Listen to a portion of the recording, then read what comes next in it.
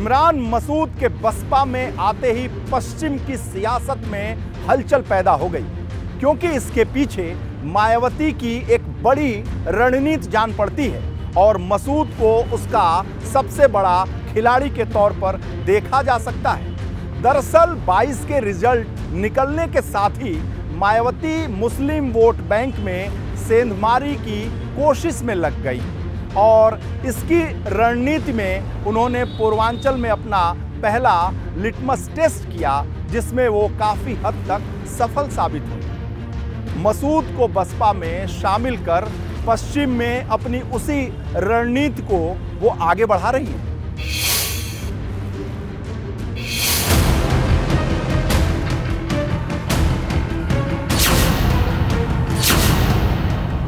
मायावती ने इमरान मसूद के सिर पर हाथ रखा तो पश्चिमी यूपी की सियासत में हलचल तेज हो गई। दरअसल बसपा सुप्रीमो ने तो पश्चिमी यूपी के उन तमाम मुस्लिमों के सिर पर हाथ रखने की कोशिश की है जिनका 2007 के बाद से ही बसपा से मोह भंग हो चुका है और मायावती एक बार फिर उसी समाज को अपने साथ लाने की कोशिश में जुटी है। लेकिन क्या ऐसा करना इतना आसान है? ये आसान लगता है लेकिन आसान है नहीं, क्योंकि अभी तक जो मुस्लिम जनमानस है उसको ये यकीन नहीं हो पाता कि मायावती दलित वोटों के साथ कोई और वोट ला पाएंगी ताकि वो उसे वोट दें। उससे भी पहले जो सबसे बड़ा सवाल है वो सवाल ये है कि क्या मायावती को वोट देने का मतलब भारतीय जनता पार्टी को वोट देना तो नहीं है। उनके मन में ये आ रहा है। प्रदेश का मुसलमान ये जानता है कि जब जब मुसलमान पे बुरा वक्त पड़ा उस वक्त बसपा ने उससे हाथ धो लिए और बसपा उससे पीछे हट गई। चाहे वो 3 तलाक का कानून आ रहा हो पार्लियामेंट में, उस वक्त बसपा कहाँ थी? चाहे CAA आया हो, उसकी मुखालफत क्यों नहीं करी? 370 की बात हुई कि उसकी मुखालफत क्यों नहीं करी? तो जब ज़रूरत पड़ी मुसलमान को बसपा की तो बसपा ने पीठ दिखाई और जब इलेक्शन आए तो मुसलमान की बात करने लगी। ये राजनीति अच्छी राजनीति नहीं है। हाथी की चाल के अंदर सब रल गए, किसी को कुछ दिखाई नहीं दे रहा है। दुश्मन की छाती पे इमरान मसूद का सपा छोड़कर बसपा के साथ चले जाना सिर्फ सहारनपुर तक सीमित नहीं रहेगा, बल्कि इसकी लकीर तो पूरे पश्चिमी यूपी में खींचने की कोशिश है, क्योंकि मायावती पिछले काफी दिनों से मुस्लिम मोर्चे पर काम कर रही हैं।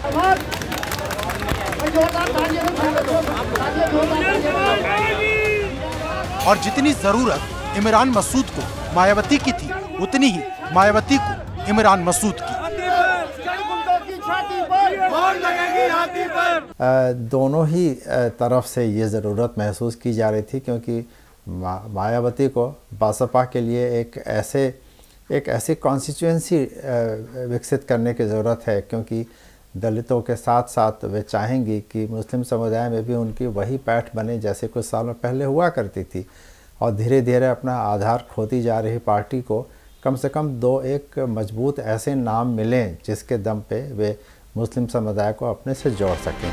मायावती ने सपा की साइकिल से 2 मुस्लिम नेताओं को नीचे उतारा। पहले हैं इमरान मसूद और दूसरे हैं सपा में दर्जा प्राप्त मंत्री रहे काजी शायान मसूद, जो बसपा दफ्तर से बाहर आई तस्वीर में दिखाई दी। ये पहली बार था जब मायावती किसी नेता को बसपा में शामिल कराया और उसकी तस्वीर सार्वजनिक करवाई।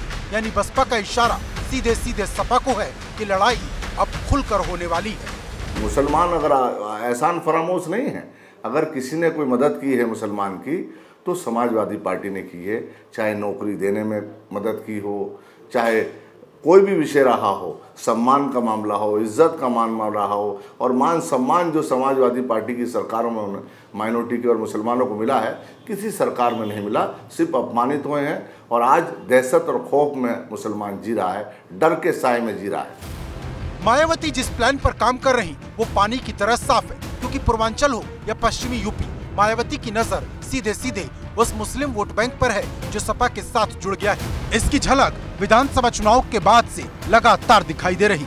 आजमगढ़ उपचुनाव में बसपा ने मुस्लिम प्रत्याशी उतारा था। नतीजा ये हुआ कि बसपा प्रत्याशी के चलते सपा अपने गढ़ में हार गई। मायावती कई बार कह चुकी हैं कि विशेष समुदाय को गुमराह नहीं होने देंगे। मदरसे के सर्वे के आदेश पर भी मायावती ने सरकार पर हमला किया था और PFI नाम के संगठन पर जब कार्रवाई हुई तब भी मायावती मुखर दिखी।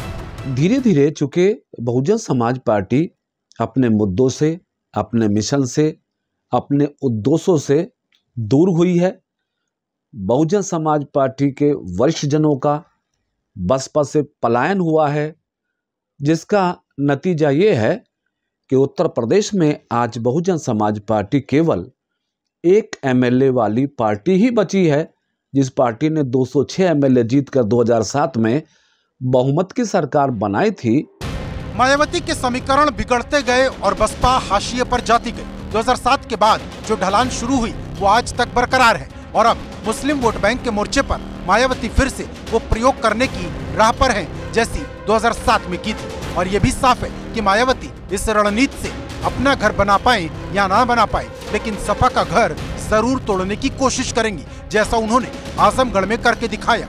मायावती ने तभी ठान लिया था जब विधानसभा चुनाव में मुस्लिमों ने एकजुट होकर सपा को वोट किया। हम चुनाव लड़ते हैं तो उनके कैंडिडेट इस हिसाब से खड़े होते हैं कि हम कैसे हारे, सपा कैसे हारे या कांग्रेस कैसे हारे। वो कैंडिडेट ऐसे लेके आती हैं जहां मुस्लिम बहुल क्षेत्र होगा मुसलमान को दे देंगी, जहां पे यादव क्षेत्र होगा यादव को दे देंगी। सिर्फ वो भाजपा से नहीं लड़ती, वो सपा से लड़ती हैं, सपा को हराने के लिए। यानी सपा को बसपा की रणनीति समझ आ चुकी है और इसकी काट की तैयारी भी हो रही। ऐसा भी नहीं है कि यह खेल पर्दे के पीछे चल रहा। मायावती खुलकर अब मुस्लिमों का जिक्र करती हैं और उन्हें रिझाने की कोशिश करती हैं। इमरान मसूद को पार्टी में शामिल कराने के बाद उन्होंने ट्वीट किया, आजमगढ़ लोकसभा उपचुनाव के बाद और अब स्थानीय निकाय चुनाव से पहले इमरान मसूद और अन्य लोगों का बसपा में शामिल होना यूपी की राजनीति के लिए इस मायने में शुभ संकेत है कि मुस्लिम समाज को भी यकीन है कि भाजपा की द्वेषपूर्ण और क्रूर राजनीति से मुक्ति के लिए सपा नहीं बल्कि बसपा ही जरूरी है। इमरान मसूद को लेकर मायावती का प्लान बहुत बड़ा है, तभी तो पार्टी में शामिल कराते ही उन्हें पश्चिमी यूपी का संयोजक बना दिया गया, जो बूथ स्तर पर पार्टी को मजबूत करेंगे। इसके अलावा इमरान को बसपा ने अकलियत समाज को पार्टी के साथ जोड़ने की जिम्मेदारी भी सौंपी है। लेकिन इमरान इस परीक्षा में कितने कारगर होंगे और मायावती के सपने को कितना पूरा कर पाएंगे, इसके नतीजे निकाय चुनाव के नतीजों में ही साफ दिखने लगेंगे। Bureau report, ABP Ganga.